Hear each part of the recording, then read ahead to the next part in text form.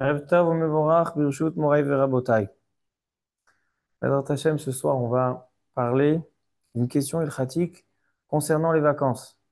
Je me suis dit, cette année, comme je pars pas en vacances, alors je vais plutôt en parler. La question, elle est la suivante. Ça m'est arrivé l'année dernière. L'année dernière, j'ai voyagé en France et j'étais dans les Alpes. Et donc, on a loué un appartement et j'arrive dans la résidence, dans l'immeuble où il y a l'appartement, et je vois que tout marche avec des capteurs, plus rien à la main. C'est-à-dire, tu marches, tu montes les escaliers pour monter dans ton appartement, tu as des capteurs qui allument les lumières. Tu n'as même pas d'interrupteur. Il n'y a même pas d'interrupteur. Seulement par des capteurs. Tu veux sortir du bâtiment, tu veux sortir de la résidence. Il n'y a pas de possibilité d'ouvrir avec une clé ou avec une poignée. C'est seulement tu t'approches de la porte et là tu entends que le capteur il t'a capté et il libère la porte et tu peux sortir. La question, elle est, qu'est-ce qu'on fait avec Shabbat? Est-ce que Shabbat, je dois rester tout Shabbat dans ma chambre, dans mon appartement, rester coincé et, et le Oneg Shabbat sera de passer du salon à la salle à manger, à la terrasse et vice-versa? Ou bien il y a moyen de sortir? Il va falloir demander à un goy, demander à un goy, ou même seul. Ça, c'est première question. Deuxième question. Je loue un appartement, une résidence.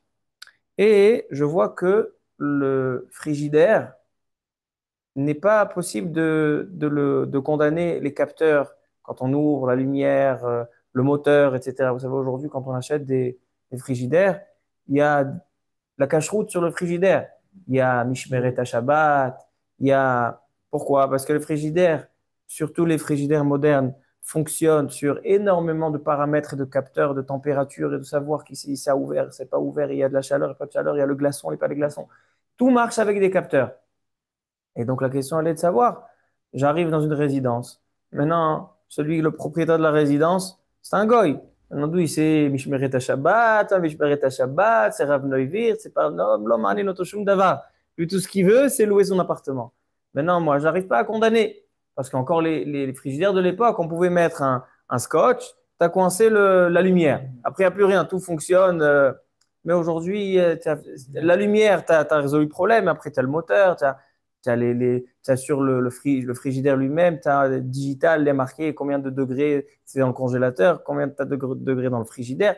Donc, donc, euh, donc la question là, savoir, est-ce qu'on peut utiliser ce frigidaire pendant Shabbat ou bien non, ou bien on va devoir tout sortir avant Shabbat et jusqu'à Motsai Shabbat. Moi aussi. D'accord, donc dans cette Sugia, c'est une Sugia intéressante et fascinante. Ainsi, entre parenthèses, ça concerne aussi toutes les maisons qui ont des caméras de surveillance. Les maisons qui ont des caméras de surveillance. Et donc, il y a un, un écran sur lequel on voit exactement qui c'est qui rentre, qui passe, etc. À savoir, ils ont le droit de passer devant ces caméras pendant Shabbat. Cette sugia concerne la célèbre sugia dans Halachot Shabbat de Melechet Marchevet Asara Torah. Vous connaissez plutôt sur Psik Reché ou Davar Genomit Kaven. On va expliquer rapidement les notions et on va essayer de rentrer tout de suite dans le sujet. Dans plusieurs endroits dans le Chasse, Masechet Betsa, page 13, Masechet Baba Kama, Sanhedrin, la Torah nous dit qu'il y a quelque chose de particulier qui concerne Shabbat. C'est-à-dire un homme qui fait une avéra, qui transgresse un interdit, il mange pas cachère, il fait toutes sortes d'interdits, il fait prêt avec intérêt, etc. Son intention, pourquoi il fait la chose, ne nous importe peu. Ce qui nous intéresse, c'est est-ce qu'il a fait l'interdit ou il n'a pas fait. Non, on se fie aux résultats, aux faits, aux actions. En ce qui concerne les 39 mélachot de Shabbat, donc les travaux interdits pendant Shabbat, la Torah insiste que le travail sera considéré tel que seulement lorsque il y aura une intention, une pensée qui va l'accompagner. C'est-à-dire que ça m'importe moins le résultat, mais il faut, mis à part le résultat, parce c'est sûr qu'il faut qu'il y ait une action, il faut qu'on associe à cette action une marshava, ce qui s'appelle Melechet Marchevet Asara Torah. Pourquoi il faut Melechet Marchevet? On l'apprend du Mishkan. Mais avant de dire le rapport avec le Mishkan, on va donner quelle est l'incidence, quelle est la conséquence. Un homme qui creuse un trou pendant Shabbat, il est dans son champ et il creuse un trou. En général, pourquoi tu creuses un trou? Pour pouvoir, tu es en train de labourer le champ, pour pouvoir y planter des plantes, y planter des graines. C'est a priori le travail interdit de Choresh. Mais il y a une discussion entre nos maîtres, et Tanaïm, Rabbi Yehuda et Rabbi Shimon. Est-ce qu'un homme qui va creuser ce trou, non pas parce qu'il a besoin de labourer le champ, mais seulement parce qu'il a besoin de la terre. Il a besoin de la terre. Il a envie euh, je ne sais quoi, il a envie de prendre cette terre parce qu'il a envie de coincer un endroit, parce que ses enfants peuvent tomber là-bas, il veut coincer avec de la terre. Donc il creuse de la terre parce qu'il a besoin de la terre. Ça s'appelle Melacha She'ena Tzricha Legufa. C'est-à-dire que le résultat, il est le même. Si on se fie seulement aux actions, le résultat, il est le même. Il a creusé un trou, donc il est en train de labourer le champ. Mais étant donné que dans Halachot Shabbat, il ne suffit pas une action et un résultat pour condamner la personne. C'est que dans Shabbat, il y a une halakha particulière. Que pour transgresser la halakha de Shabbat, il faut qu'il y ait aussi une marshava, une pensée, une idée qui se cache derrière la tête pour atteindre l'objectif de la melacha, l'objectif de cette action. Donc, dit Rabbi Shimon, patour. Patour. C'est un sourmi des rabbanat, mais patour. Melacha, shena tzricha legoufa, patour. Rabbi Yehuda, il dit chayav. Ça, c'est un cas. Et ça, on apprend de Melechet Marchevet. Deuxième cas qu'on apprend de Melechet Marchevet, c'est Davar She'eno Mitkaven. C'est quoi Davar She'eno Mitkaven? Un homme qui fait une action, non pas pour l'objectif de cette action, mais pour une autre raison. Par exemple, le célèbre cas, un homme qui prend un banc et il tire le banc parce qu'il a envie de s'asseoir de l'autre côté du jardin. Et en traînant ce banc, il a fait le sillon, il a creusé un sillon. Alors, il dit Rabbi Shimon, le même Rabbi Shimon, il dit Davar she'eno mitkaven, tant qu'il n'a pas la kavana de la melacha, alors il est patour. Et plus que ça, là, Rabbi Shimon, il ne dit pas seulement patour, il dit moutar. Même il dit Rabbanan, c'est moutar. Alors, vous allez tout de suite me demander quelle est la différence entre le premier cas et le deuxième cas. Quelle est la différence entre une melacha chez Natsricha Legoufa, où là j'ai dit que c'est assour midé rabanan, midé oraita patour, mais c'est quand même interdit midé rabanan. Et le deuxième cas, où dans Davar chez Nomit Kaven, j'ai dit que c'est même moutar. D'accord? Donc plus simplement, dans le cas de celui qui a creusé pour pouvoir utiliser la terre, alors là, qu'est-ce qu'on dit? Là, on dit c'est assour midé rabanan.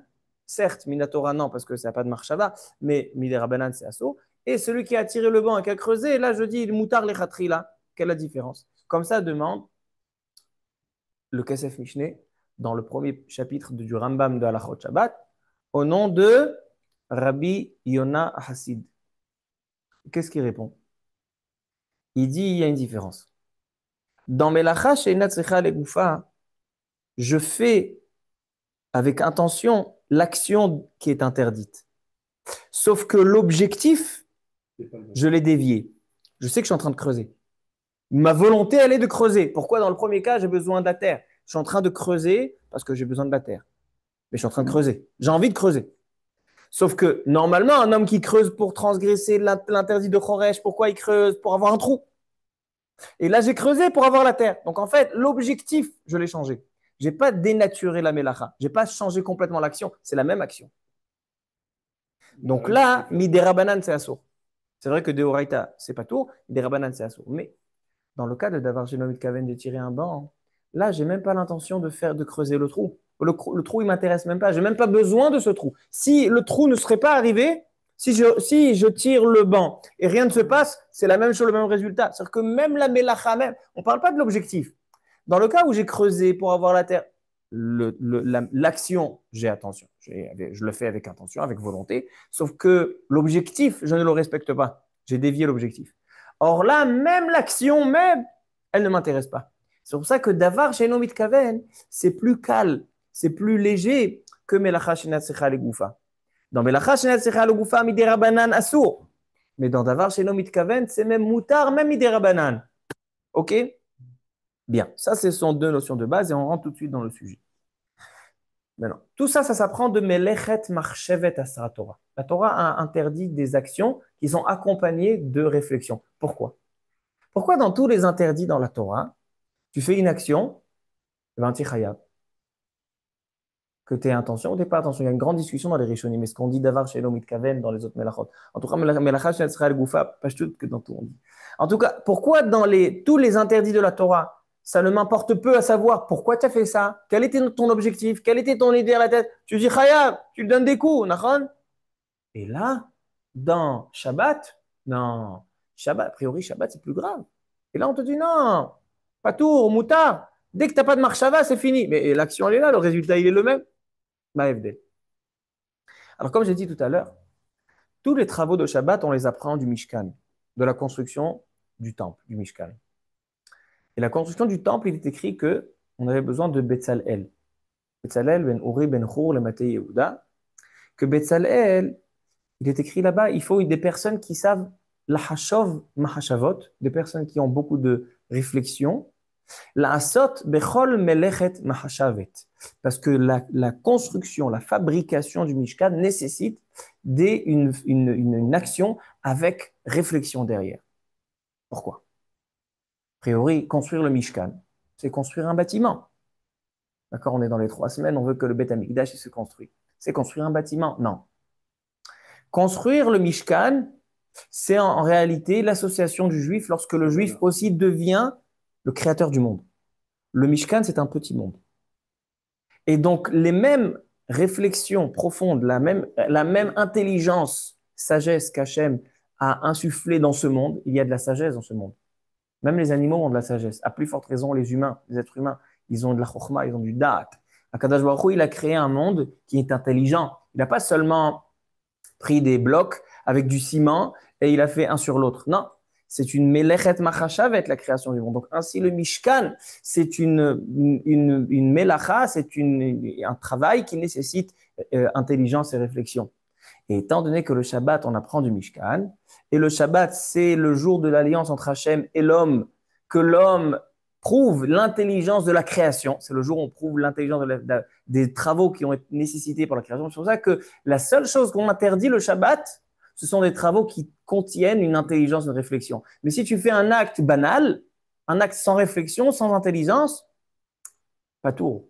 Et même moutard parfois. On va voir c'est une kaven moutard. Pourquoi? Parce que ça ne fait pas partie de l'esprit du Shabbat. L'esprit du Shabbat veut dire c'est qu'on se comporte comme Hachem lorsqu'il a cessé la fabrication de ce monde qui était par intelligence et ainsi le Mishkan. Et c'est de là qu'on apprend les travaux de Shabbat. Ok, ça c'est donc l'explication. Comme ça aussi explique le Chaim Akadosh, le Rav Shimshon Raphaël Hirsch et d'autres. Que c'est ça le concept de Melechet Shabbat. Entre parenthèses, le Rav Shimshon Raphaël Hirsch, il dit pourquoi les travaux de Shabbat ne s'appellent pas Avoda. Il s'appelle Melacha. Avoda, c'est un travail.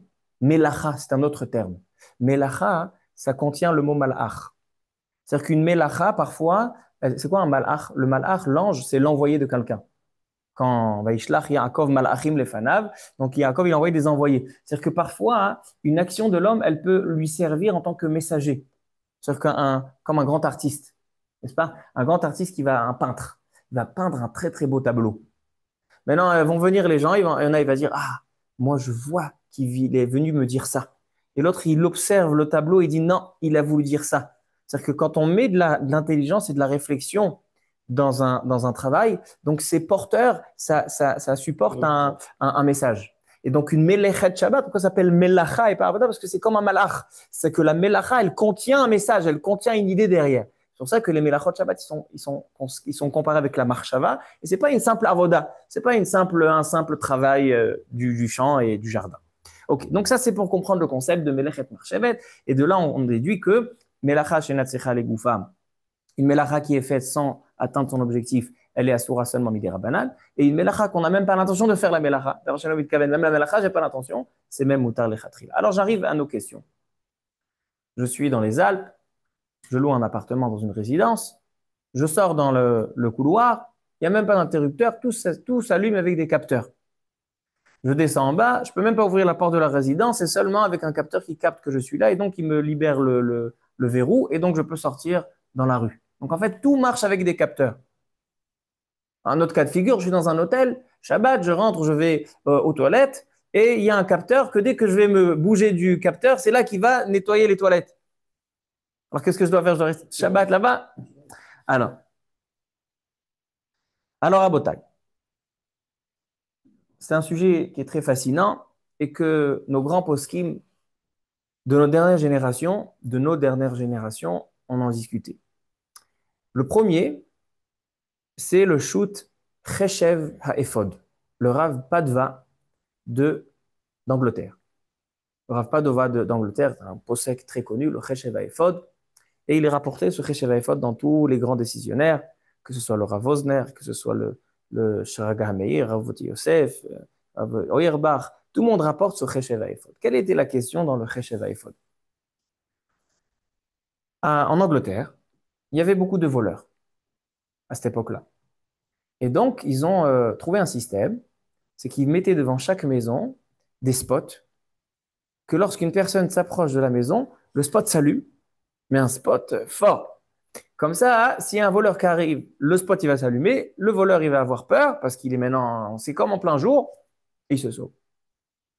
Maintenant, la question qui s'est posée au Rav Pad d'Angleterre, c'est comment faire pendant le Shabbat? Les gens ils vont à la synagogue, passent dans la rue, ils passent devant une maison, paf, le spot il s'allume. Deuxième maison, paf, le spot il s'allume. Alors maintenant, on est en train d'allumer une lumière maintenant. Allumer une lumière. Une lumière, vous savez, les lumières avec les spots forts, c'est avec les fils qui rougissent. Donc, c'est, comment ça s'appelle? Filament. Alors, donc, c'est considéré comme allumer du feu, parce que il y a de la flamme dedans. Donc, maintenant, c'est mav'ir, allumer du feu Shabbat, c'est un sommet d'Eoraïta. Alors maintenant, en marchant, donc ils ont demandé au Rav Padova, a priori, on ne peut plus aller à la synagogue Shabbat, parce que quand on passe dans la rue, on passe, le capteur, il nous capte, et ça allume la lumière. Comme ça, on a demandé au Rav Padva. Répond le Rav Padva que c'est Mouta. Elle dit, vous pouvez continuer malgré que ça s'allume. Pourquoi? Parce que cet homme-là, quand il marche dans la rue, est-ce qu'il a l'intention d'allumer ou pas? Ça ressemble à quel cas? Le premier cas qu'on a dit tout à l'heure ou le deuxième, c'est d'avoir chez Enomit Kaven. D'avoir chez Enomit Kaven, c'est-à-dire, je marche dans la rue, je n'ai pas d'intention d'allumer la lumière. Quelqu'un qui fait un acte et qui n'a pas l'intention de faire l'autre acte que maintenant se passe, c'est d'avoir chez Enomit Kaven. Davar shelo mitkaven, qu'est-ce qu'il dit Rabbi Shimon? Mouta. Non, mais la chach le goufa, il a dit pas tout ravalasso. Mais dans Davar shelo mitkaven, moutar le khatrila. Mais d'un autre côté, c'est problématique. Pourquoi? Parce que Rabbi Shimon, il a une exception. Modé Rabbi Shimon, bepsik reché. C'est quoi modé Rabbi Shimon, bepsik reché? J'explique juste. J'explique juste que c'est psik reché. Un homme qui fait quelque chose qu'il n'a pas l'intention de faire, mais le résultat, à 100%, il se passera. C'est-à-dire, un homme qui tire un banc, peut-être qu'il va faire ce sillon par terre, peut-être que non. Donc, si c'est possible que non, étant donné qu'il n'a pas de kavana de le faire, moutar le khatrila. Mais, Rabbi Shimon, il dit ici, le banc, il est très lourd. Et en tirant ce banc, à 100% inévitable qu'il y aura ce sillon, c'est psychréché. Donc, Rabbi Shimon, dans ce cas-là, là, il dit assaut. Là, il est d'accord que c'est assaut. Assour, ah bah, il y en a qui disent que Mideoraita, c'est assour, il y en a qui disent Rabanan, en tout cas, c'est assour. Modé Rabbi Shimon, psychréché. Alors, alors, a priori, ici, le capteur, c'est pas à 50%. Quand tu passes devant le capteur, dit le Rav Padva. Quand tu passes devant le capteur et que la lumière va s'allumer, c'est pas du 50%.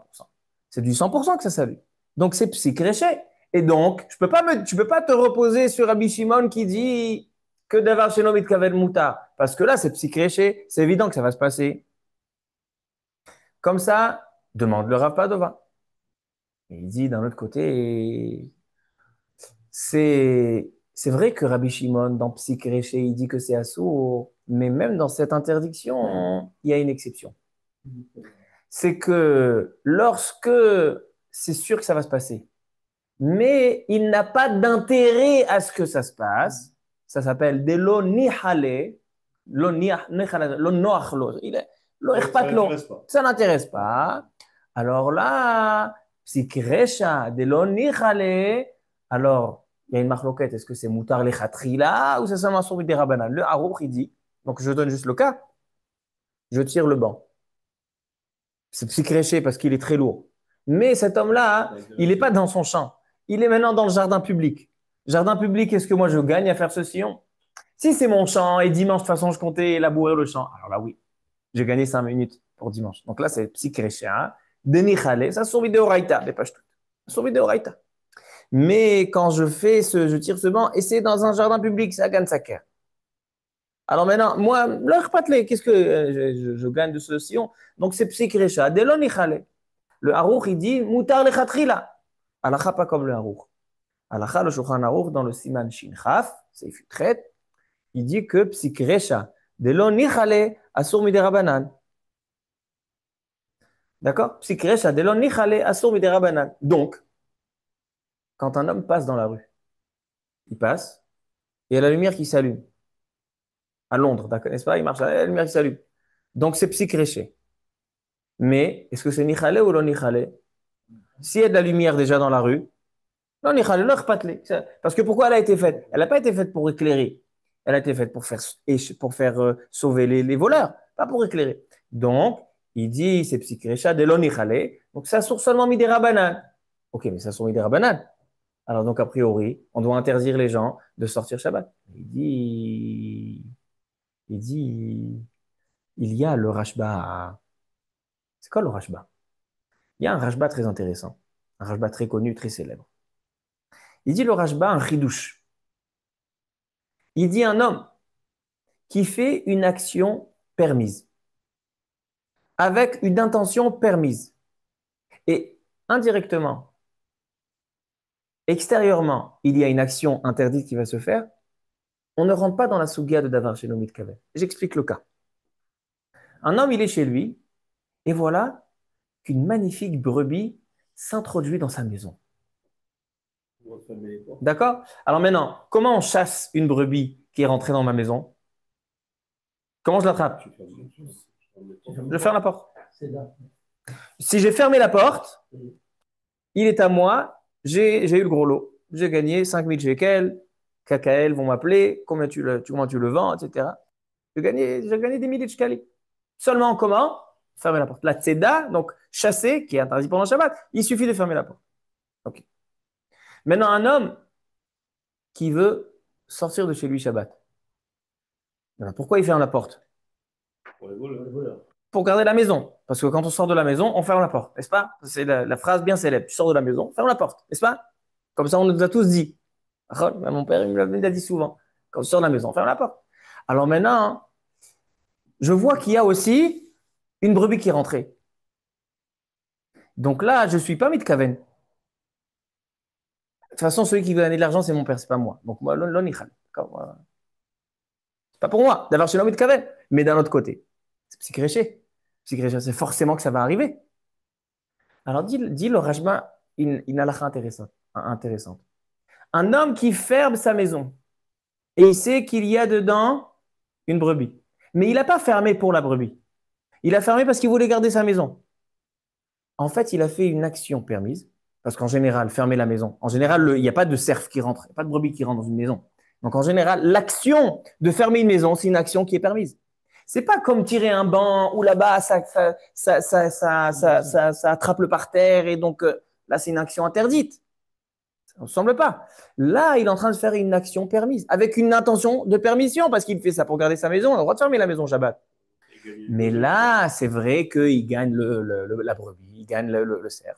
Mais là, ça ne rentre pas dans la souga de psychréché. Pour rentrer dans tout le thème de Davar chez Mitkaven, il faut que ce soit une action interdite. Tirer un banc, creuser un trou, ça c'est Davar chez Mitkaven. Mais un homme qui est en train de faire une action qui est complètement à 100% permise, il est en train de juste fermer sa maison. Il dit le Rajba, même s'il est content, là, même s'il n'est chalé, ça serait mouta. L'action, elle était. Parce qu'il y a maase heter, kavanat heter. Voilà, rappelez-vous. Le Rajba, c'est maase heter avec kavanat heter. Une action permise et une intention permise. Donc, même si j'associe à cela une intention qui est interdite, c'est juste une intention. En fait, je récapitule. Le thème de Davar Geno Mitkaven, c'est que j'ai une action interdite, mais il me manque l'intention. On a dit que pour Shabbat, il ne faut pas seulement une action, il faut aussi l'intention. Alors donc, j'ai fait une action qui est interdite avec une intention qui est permise. Et là, je dis, si c'est forcément que ça va arriver, donc l'attention, elle est là. Donc, j'ai l'action interdite avec la pensée interdite. Mais lorsque je n'ai même pas d'action interdite, même si j'ai la pensée interdite, sans action interdite, c'est mouta. Donc, il dit le Rashba, on a le droit de fermer la maison. Alors, à Botaï, maintenant, on arrive au Joker, on arrive au cœur du chiot.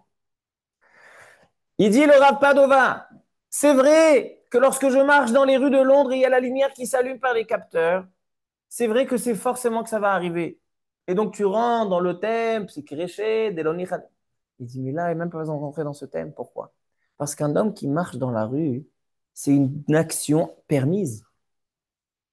Marcher dans la rue, c'est permis. Marcher dans la rue, il n'y a aucune chose, il n'y a rien qui rend cette action problématique. Donc il dit, même si ni khalé, qu'est-ce qu'il dit le Rajba? Même si ni khalé, ça serait permis. Pourquoi? Parce qu'il dit le Rajba, quand je fais une action permise, même si j'ai une intention interdite, c'est mouta. Alors il dit le Rav Padova, Chesheva Ephod, qu'il est permis de passer devant les capteurs qui vont allumer la lumière. Ajoute le shoot shraga meir, même si c'est né, il est né ça, il est nichalé de ça. Ainsi le Rav Vosner, shoot shevet Alevi, il dit qu'il est permis de passer devant les capteurs dans la rue Shabbat, malgré que c'est forcément que ça va s'allumer. Et là-bas, le Rav Vosner, il dit plus fort que ça. Lui, il dit que même ceux qui sont cholkim sur le Rashba, ils seront d'accord dans le cas des capteurs. Parce qu'encore dans la maison, il fait une action, il ferme quelque chose. Mais là, il marche. Il n'a l'ikha be'alma. C'est encore plus calme que le Rashba, il dit le Rav Vosner. Bien. Maintenant, on arrive à répondre aux questions de ce chiot. Le Rav Ovadia Yosef, dans Chelektet Siman Amelhe, Yabia Omer, il a une chouva sur la vieille ville de Jérusalem.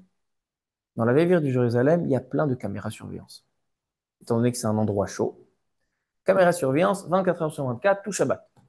Est-ce qu'on a le droit de marcher dans la vieille ville Shabbat? Quelqu'un il veut aller au Kotel Shabbat, moutar ou pas? Il dit le Rav Ovadia Yosef, moutar. Pourquoi? Parce qu'il y a aussi ce Rashba. Qu'est-ce qu'il dit ce Rashba? Il dit le Rashba que c'est vrai qu'il y a dans un davar chez l'homme kaven, quelqu'un qui fait une action et il n'a pas l'intention. Et c'est psychrécha, même si c'est l'oni khaled des rabanan. Mais là, c'est encore plus calme que psychrécha de l'oni khaled que c'est des rabanan. Parce que là, c'est une action permise. On ne rentre pas dans le thème des davar chez l'homme kaven, dit le Rashba. Donc, il dit Ravadi Yosef, Maskana de Dina, Mutar la'avor beshabbat, derech rechovot elu el hakotel ha'ma'aravi, vechen shamati me'agaon Rab Shlomo Zalman Noyerbach, vechen eikar. Donc, on a Rav Padva, le Rav Vosner, Shuchraga Meir, Rav Ovadia Yosef, Rav Auerbach, qui disent que un homme qui marche seulement et que dans cette action permise, il va se passer des choses extérieures à lui, ça ne m'intéresse pas. Et j'ai déjà raconté ici l'histoire du Rav Vosner, histoire célèbre, que Rav Vosner, tous les ans, dans les vacances, il allait dans les Alpes. Et les gens ont raconté qu'il le voyait Shabbat en train de marcher devant l'hôtel, aller-retour. Il faisait des révisions de son étude. Et il passait devant l'hôtel et les portes s'ouvraient, se fermaient, s'ouvraient, se fermaient. Tout Shabbat après-midi, la porte s'ouvrait, se fermait, s'ouvrait, se fermait. Ah, qu'est-ce qui se passe? C'est le Rashba. Un homme, il marche dans la rue. Je suis en train de marcher dans la rue pour pouvoir réfléchir. Pourquoi tu veux que je change de trottoir sur le soleil, etc. Là, je suis bien. Là, je marche. C'est vrai qu'il y a des portes qui s'ouvrent. Qu'est-ce que ça a à voir avec moi? Donc, c'est évident hein, que si j'ai besoin de rentrer dans l'hôtel ou sortir de l'hôtel, alors là, j'ai besoin de cette action.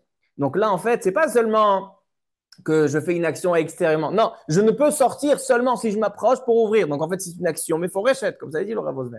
Il dit quelqu'un qui veut sortir de l'hôtel et il doit ouvrir la porte avec l'œil électronique qui le capte, c'est sûr que c'est assourd. Mais là, on parle dans un cas où c'est quelque chose qui se fait extérieurement à moi. Bien. Maintenant qu'on a vu tout ça, prenons la question de notre chiot. Un homme loue un, un chalet, il loue un appartement. Les escaliers, quand il va marcher, évident que ça va s'allumer. Évident que ça va s'allumer. Alors, à la khalema assez. Si il ne peut marcher seulement parce qu'il fait noir, il pourra utiliser cette cage d'escalier seulement lorsque il, C'est euh, allumé. il va allumer. Alors là, c'est assourd. Pourquoi? Parce qu'en fait, c'est pas considéré quelque chose qui est extérieur. Non, je ne peux faire cette action de marcher seulement en allumant. Donc la nuit, il pourra pas. La journée, il pourra. Parce que la journée, il y a de la lumière. Et même si ça s'allume, il pourra marcher. Ça ressemble aux lumières de la rue du Rav Padova il a permis. Par contre, pour la porte, il ne peut pas ouvrir la porte seulement s'il s'avance. Là, il n'aura pas le droit. Parce que là, il peut sortir de l'hôtel. S'il y a il peut passer par le parking ou par une porte qui est avec une clé, ok. Mais s'il n'y a que cette entrée-là, il ne pourra pas. Alors, qu'est-ce qu'on peut faire? Il y a une autre solution. Qu'il demande à un goy, avant Shabbat, de venir le chercher à 2 reprises pour les prières de Shabbat. C'est-à-dire, bon, le soir, il peut sortir normal parce qu'il sort avant Shabbat. Mais quand il revient, il dit, donne rendez-vous, regarde, moi je vais rentrer à la synagogue à 9h. Sois là afin que tu rentres et moi je rentrerai après toi. Ça serait permis avec le Shabbat Goy. Pourquoi? Parce qu'il lui dit avant Shabbat, et pendant Shabbat, il n'y a pas de Hanaam Imelech et Goy, donc c'est Mouta. Ainsi, il peut lui dire de venir le chercher Shabbat matin. À 8h30, tu me tapes à la porte, comme ça tu me fais sortir. Ça aussi, c'est une possibilité. OK? Alors donc, ça, c'est la conclusion. Passer devant des capteurs Shabbat, si je n'ai pas besoin de ces capteurs, je n'ai pas d'utilité dans ces capteurs parce qu'il y a une lumière, on peut voir aujourd'hui dans la majorité des cas, il y a des lumières de secours. Donc on peut voir, donc on peut marcher. Donc maintenant, si la lumière elle s'allume, la lumière elle s'allume, ça n'a rien à voir avec moi. Mais si je ne peux faire aucune action sauf lorsque les capteurs m'aideront, alors là c'est assaut. Ça c'est pour la lumière et pour la porte. Maintenant, ce qui nous reste, c'est pour le frigidaire. Alors, c'est sur ce même chiour se repose Rav Yosef dans un autre endroit. Ça, c'est Chelek Tet, dans Chelek Aleph, Siman Kaf Aleph. Il dit là-bas qu'il est permis d'ouvrir un frigidaire pendant Shabbat, même si ce n'est pas un frigidaire de Shabbat, mais Ikaradin Moutar. Ce qu'il y a aujourd'hui, les frigidaires de Kashrut et de Shabbat, c'est un hidour. Mais étant donné que c'est d'avar chez Nomit Kaven, non seulement que c'est, même si c'est psyché que ça va se passer, mais aujourd'hui, les lumières sont des rabbanan. C'est pas avec le fil de fer, etc. C'est des LED, etc. C'est des rabbanan. Le mécanisme les digitales, etc. Tout ça, c'est des rabbanan. Donc, c'est psyché, des rabbanan. Maintenant, non seulement ça, il dit, il y a aussi le rashba. Alors, donc, il dit, le Rav Yosef, moutar, d'ouvrir Meikaradin. Donc, ça, c'est sa conclusion. Je vous lis sa conclusion. On n'a pas le temps de rentrer dans tout le thème du frigidaire parce que le temps s'est écoulé. Mais il dit, klala ole, chez moutar liftoach delet amekarer hashmali beshabbat. Il est permis d'ouvrir même si c'est pas un frigidaire de Shabbat. Pourquoi? Parce que c'est parce que le moteur va s'allumer seulement plus tard, donc c'est aussi considéré un gramma. Il est mieux de l'ouvrir seulement quand il fonctionne. Alors donc ça c'est à la khalema. Donc conclusion, on pourra ouvrir le frigidaire sauf à une condition. Si on voit que la lumière qui s'allume, c'est une lumière qui est dans un ancien frigidaire, une lumière qui est avec le filament, alors là, il va falloir neutraliser cette lumière-là, parce que là, c'est psyché de l'Anichaleb et de Horaïta. Mais si c'est seulement un frigidaire où tout est rabanan, mouta.